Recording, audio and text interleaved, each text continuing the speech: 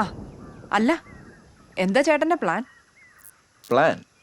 എൻ്റെ പ്ലാൻ എന്ന് വെച്ചാൽ മാമലക്കൊന്ന് കത്തിക്കൊണ്ടിരിക്കുവാണല്ലോ. അങ്ങനെ കത്തി കത്തി ചാരമാകുമ്പോൾ ആ ചാരം എടുത്ത് ഞാൻ എൻ്റെ നെറ്റിയിൽ ഒരു കുറി വരയ്ക്കും. നമ്മുടെ കരിക്കുരിശ് പെരുന്നാളിന് വരയ്ക്കുന്ന പോലത്തെ ഒരു കുറി. അപ്പൊ ഇവിടുന്ന് പോകാൻ ഉദ്ദേശമൊന്നും ഇല്ലേ?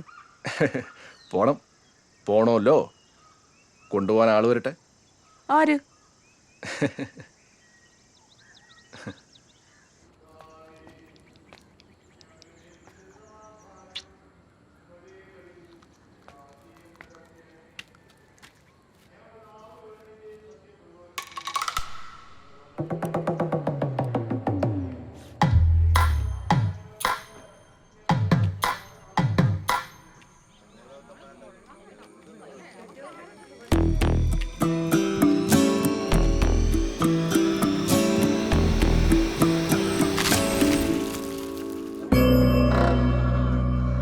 പാപ്പച്ചൻ ചേട്ടാ, പാപ്പച്ചൻ ചേട്ടാ, ഇതിൽ തേങ്ങ വെച്ചിട്ടാവുമായിരുന്നു. ദേ ആരണ്ടൊക്കെ വരുന്നുണ്ട്. ഇനി ആരോടൊക്കെ വരുന്നു? ഇതിപ്പോ എനിക്കാണ് തയ്യല്ലോ. ഒന്ന് എവിടെയെങ്കിലും പോയി ഒളിക്ക്. ഈ ഗസ്റ്റുകളുടെ കാര്യം.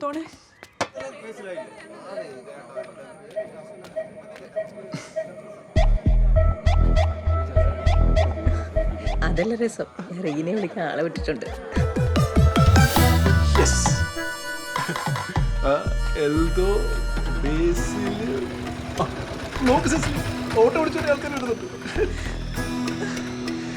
കർത്താവേ, ബെന്നിച്ചൻ ചേട്ടൻ. അയ്യോ, പാപ്പച്ചൻ ചേട്ടൻ. കറക്റ്റ് ടൈമിന് ബെന്നി എത്തിയല്ലോ. സിസ്ലി കുട്ടി, കലല്ലേ? എന്താ ഇത്? ഞാനിവിടുന്ന് പോയാലും ഇവിടെ അടുത്തന്നെ ഉണ്ടാവുമല്ലോ. പണ്ട് ഞാൻ തെറ്റാലിക്ക് മരയൊന്നിന് അടിച്ചിട്ടപ്പോ സിസ്ലി കുട്ടി പറഞ്ഞായിരുന്നു ഞാനൊരു വലിയ ആളാകുമെന്ന്. പറഞ്ഞിട്ടുണ്ട്. അത് ഓർമ്മയില്ലാത്തോണ്ടാ സിസ്ലി കുട്ടിക്ക്. ഇപ്പൊ ഞാൻ കാട്ടുപോത്തിനാണല്ലോ ഇവിടെ വെച്ചിട്ടിരിക്കുന്നത്. അപ്പൊ ഞാൻ കുറച്ചുകൂടെ വലിയ ആളായി അല്ലേ? അതെ, വല്ല നടക്കോ? ഇനി ഇന്ന് നടക്കുമെന്ന് തോന്നുന്നില്ല. അയ്യോ സിസ്ലി കുട്ടി, കരയല്ലേ? കണ്ണുതിരിക്കുന്ന വേസ്റ്റ് ആക്കല്ലേ? ഇനി എത്രയോ കരയെ കിടക്കുന്നു.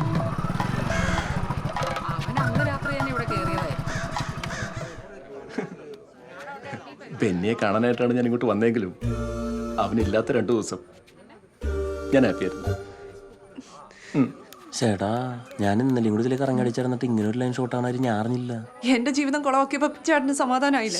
എന്താ സിസ്ലി കുട്ടി, ഇതൊക്കെ ഒരു സ്പോർട്സ് ആൻഡ് സ്പിരിറ്റ് എടുക്കണ്ടേ? വീണ്ടും ആൾ കൂടിയോ?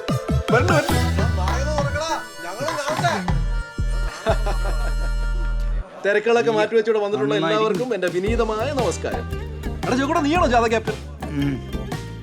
കണ്ടില്ലേ, പഴയ കാമോനെ വിളിച്ച് വീട്ടിൽ കയറ്റിയേക്കാം. നമ്മളെങ്ങാനും ആയിരുന്നെങ്കിൽ. എടാ, അമ്പലക്കൊന്നും കോളനിക്കാരൊന്നും കാണുന്നില്ലല്ലോ. നീ അവരൊന്നും അറിയിച്ചില്ലേ? ഒരു ഉത്തരവാദിത്വം ഇല്ല. പാപ്പച്ചോ,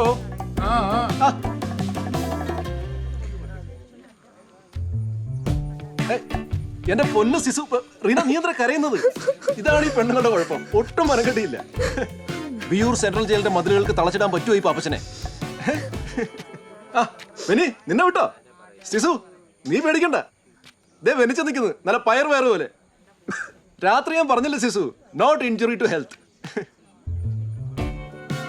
നല്ല ഇടി കിട്ടിയല്ലേ? മുടിയൊക്കെ വളർന്നോടാ. ചാച്ചൻ ജയിൽ മോചിതനായി വന്നിട്ട് നമുക്ക് ഒരുമിച്ച് പോയി അപ്പാച്ചി സ്റ്റൈൽ വെട്ടാം. ഞാനെന്നാ പോയിട്ട് വരാം. നിങ്ങൾ വരാണ്ടിരിക്കുക എന്ത് വെച്ച് ചെയ്തോ? ഈ 2 ദിവസം നിങ്ങൾ ഇവിടെ എന്തുണ്ടാക്കണായിരുന്നു എനിക്ക് അറിയണം. പറ.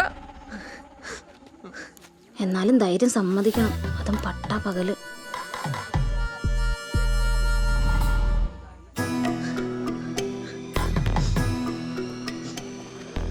കേന്ദ്രസേനല്ലേ?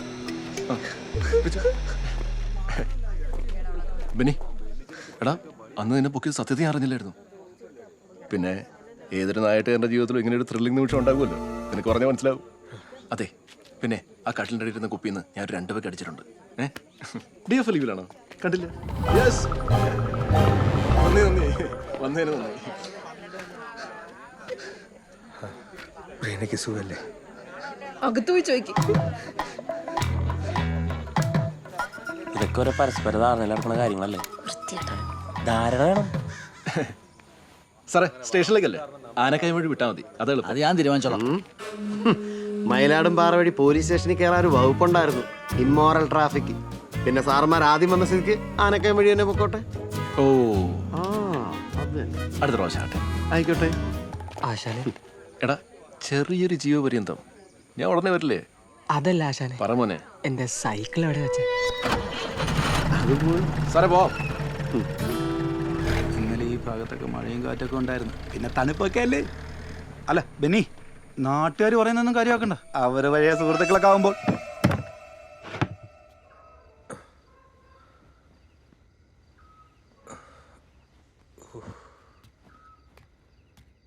ബെന്നിച്ച, നിങ്ങൾ വന്നു കയറിയിട്ട് ഇത്ര നേരമായിട്ടും ഒരക്ഷരം പോലും എന്നോട് മിണ്ടിയില്ലല്ലോ.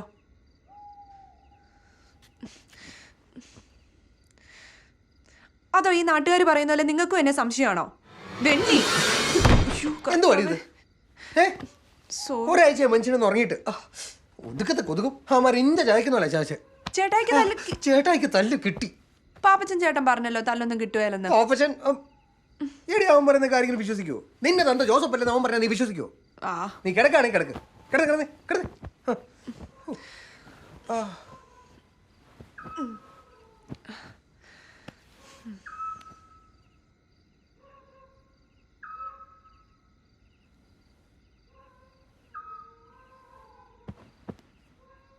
സിസ്ലിക്കുട്ടി,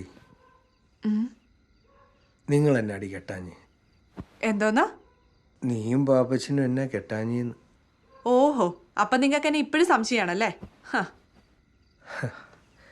അതിന് നീ വേറെ ആളെ നോക്കണം.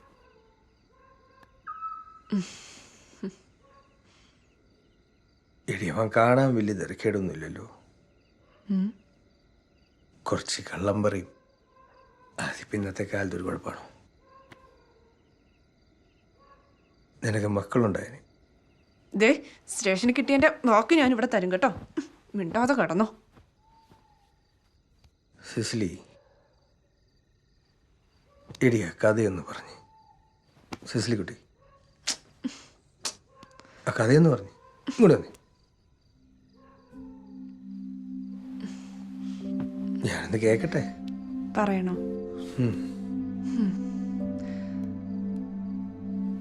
അന്തവും കുന്തവും ഇല്ലാത്ത അന്നത്തെ കാലം. അപ്പൊ ഇപ്പോഴത്തെ പോലെ തന്നെ അപ്പോഴും പറഞ്ഞു കേക്ക്. പറ.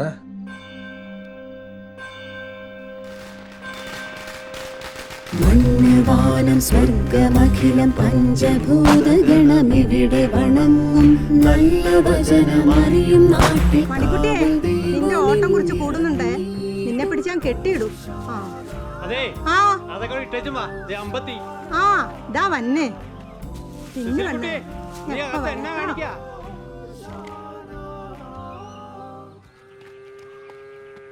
ഓ, നീ ഇവിടെ വന്നിരിക്കുകയാണോ? വീട്ടിലെ വിരുന്നുകാരാരെങ്കിലും വന്ന എവിടെയെങ്കിലും മാറി അങ്ങ് ഇരുന്നോണം. ദേ, അമ്പ കുര്യച്ചന്റെ വീട്ടിലോട്ട് കയറിയിട്ടുണ്ട്. ഈ തിന്ന പാത്രം ഒന്ന് കഴിക്കൂടെ പെണ്ണേ നിനക്ക്? അതൊന്നും ഞാൻ തിന്നതല്ല. മൂത്ത മോളും കെട്ടിയോനും വന്ന അമ്മച്ചിക്ക് എപ്പോഴും വെപ്രാളോ.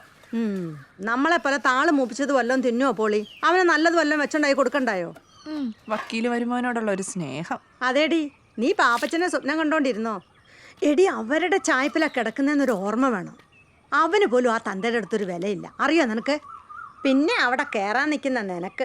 പാപ്പച്ചൻ ചേട്ടൻ പാവാ, പനിനീർപ്പൂവിലെ രാഘവനെ പോലെ. അയ്യാ, അവിടെ ഒരു പനിനീർപ്പവും പാപ്പച്ചനും. നിന്നെ എപ്പ കെട്ടിയെടുത്തതാടാ? നീയാണോ പോത്തിനെ വെട്ടിയത്? എടാ, ഒരു പോത്തിനെ തിന്നാനത്തെ സമയം എടുക്കുകയല്ലോടാ. ഇങ്ങനെ തെക്ക് വടക്ക് നടന്നാ മതിയോ പാപ്പച്ച? എന്തെങ്കിലുമൊക്കെ പണിയെടുത്ത് ജീവിച്ചൂടെ? ഇഷ്ടപ്പെട്ടില്ല. ഒരു അയൽവാസി എന്ന നിലയിൽ ഞാനൊന്ന് ഉപദേശിച്ച ഒരു വക്കീല് അവനെ കാണുമ്പോ ക്രിമിനടിയാ. ഒരു ചവിട്ട് വെച്ച് കൊടുത്താലുണ്ടല്ലോ, വല്ല കോപ്പി അടിച്ച് പാസ്സായതായിരിക്കും. കോപ്പി അടിച്ചിട്ട് നീ പാസ്സായില്ലല്ലോ. കൊണ്ടൊന്ന് വളം വെച്ചിട്ട് കാര്യമൊന്നുമില്ലല്ലോ. ഈ അപ്പൻ എന്തിന്റെ കേടാണ്? എന്നെ കാണുമ്പോ ചൊറിച്ചിലാണല്ലോ. തന്തയായി പോയി. ആ പട്ടിയോടുള്ള സ്നേഹം പോലും എന്നോടില്ല. ഒരപ്പനും മോനും നല്ലൊരു ദിവസമായിട്ട് പള്ളി പോയിട്ടില്ല. നിന്റെ ചെവി എന്താ പൊട്ടിയിരിക്കണോ? എടാ, പട്ടി കുറയ്ക്കുന്നത് കേട്ടില്ലേ? അതിനെ കൂട്ടിക്കട്ടെ മേലെ.